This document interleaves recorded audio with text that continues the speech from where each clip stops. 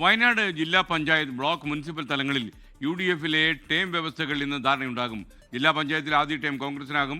മുള്ളംകൊല്ലി ഡിവിഷനിൽ നിന്ന് വിജയിച്ച ഗിരിജാകൃഷ്ണനാണ് സാധ്യത. സുർജിത്ത് അയ്യപ്പത് ചേരുന്നു വയനാട്ടിൽ നിന്ന്. പറയൂ സുർജിത്ത്. Good morning SKN. ഇന്നാണ് UDF-ന്റെ ജില്ലാതല യോഗം DCC ഓഫീസിൽ ചേരുന്നത്. ഉച്ചയ്ക്ക് 12 മണിക്കാണ് യോഗം ചേരുന്നത്. ഈ യോഗത്തിലാകും ടേം സംബന്ധിച്ചുള്ള ധാരണയിലേക്ക് എത്തുക. മിക്കവാറും UDF വിജയിച്ച തദ്ദേശ സ്ഥാപനങ്ങളിലെല്ലാം തന്നെ അധ്യക്ഷ സ്ഥാനത്തിന്റെ ടേം അത് മുസ്ലിം ലീഗിന് കൂടി പങ്കുവയ്ക്കുന്ന വിധത്തിലേക്കുള്ള തീരുമാനത്തിലേക്കാണ് എത്താനുള്ള സാധ്യത. ജില്ലാ പഞ്ചായത്തിൽ ആദ്യ ടേം കോൺഗ്രസിനാണ് നൽകാനുള്ള സാധ്യത ഉള്ളത്. അത് മുള്ളംകൊല്ലി ഡിവിഷനിൽ വിജയിച്ച ഗിരിജാകൃഷ്ണനാണ് സാധ്യത കൽപ്പിക്കുന്നത്. നേരത്തെ പനമരം ബ്ലോക്ക് പഞ്ചായത്ത് പ്രസിഡന്റായിരുന്നു. മുള്ളംകൊല്ലി ഗ്രാമപഞ്ചായത്തിന്റെ മുൻ പ്രസിഡന്റ് കൂടിയാണ് ഗിരിജാകൃഷ്ണൻ. ഈ പരിഗണന വെച്ചുകൊണ്ടാണ് അവരെ പരിഗണിക്കുന്നത്.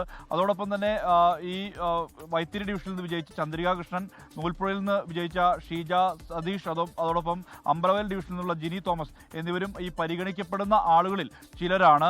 ചന്ദ്രികാകൃഷ്ണൻ കൽപ്പറ്റ ബ്ലോക്ക് പഞ്ചായത്തിന്റെ പ്രസിഡന്റായിരുന്നു. നൂൽപ്പുഴ പഞ്ചായത്തിന്റെ പ്രസിഡന്റായിരുന്നു ഷീജ സതീഷ്. മഹിളാ കോൺഗ്രസിന്റെ ജില്ലാ പ്രസിഡന്റാണ് ജിനി തോമസ്. ഇവരൊക്കെ പരിഗണനയ്ക്ക് വിധേയമാകുന്ന ആളുകളാണ്. വൈസ് പ്രസിഡന്റ് സ്ഥാനം മുസ്ലിം ലീഗിൽ നിന്നുള്ള മേപ്പാടി ഡിവിഷനിൽ വിജയിച്ച ഹംസയ്ക്കാകും. ഒരുപക്ഷെ ആദ്യ ടേം ജില്ലാ പഞ്ചായത്തിൽ അധ്യക്ഷ സ്ഥാനം നൽകുകയാണെങ്കിൽ, അത് മുസ്ലിം ലീഗിന് ലഭിക്കുകയാണെങ്കിൽ, അത് യൂത്ത് ലീഗിന്റെ ഉപാധ്യക്ഷയായിട്ടുള്ള മുഫീദ തസ്നിക്ക് പരിഗണന കിട്ടാനാണ് സാധ്യതയായി പറയുന്നത്. ബത്തേരി പനമരം ബ്ലോക്കുകളിൽ ആദ്യ 2.5 വർഷം കോൺഗ്രസിൽ ലഭിച്ചേക്കും. മാനന്തവാടിയിൽ പ്രസിഡന്റ് കോൺഗ്രസിൽ നിന്നാകും. അത് പൂർണ്ണസമയം, അതായത് 5 വർഷവും പ്രസിഡന്റ് മാനന്തവാടി ബ്ലോക്കിൽ കോൺഗ്രസ് ആകും. വൈസ് പ്രസിഡന്റ് സ്ഥാനം മുസ്ലിം ലീഗിന് നൽകുന്ന വിധത്തിലാകും തീരുമാനം ഉണ്ടാവുക. ബത്തേരി നഗരസഭയിൽ ആദ്യ ടൈം മുസ്ലിം ലീഗ് ആവശ്യപ്പെടാനാണ് സാധ്യത ഉള്ളത്. കൽപ്പറ്റയിൽ കൽപ്പറ്റയിൽ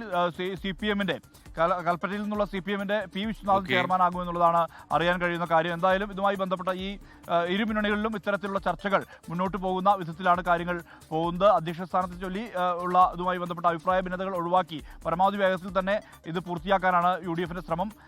LDF-ന്റെ ഭാഗത്തു നിന്ന് കൽപ്പറ്റ നഗരസഭ മാത്രമാണ് പ്രധാനമായുള്ളത്. അവിടെ ഏകദേശം P. വിശ്വനാഥൻ തന്നെ ചെയർമാനാകുമെന്നുള്ളതാണ് അറിയാൻ കഴിയുന്നത്. Thank you Surjith Ayyappath. ലോകത്തെവിടെയായാലും ഏത് സമയത്തും 24 വാർത്തകളും ഓഗ്മെന്റഡ് റിയാലിറ്റി പാക്കേജുകളും എക്സ്പ്ലെയിനറുകളും വിശദമായി കാണാൻ ഞങ്ങളുടെ YouTube ചാനൽ നിങ്ങൾക്ക് സബ്സ്ക്രൈബ് ചെയ്യാം.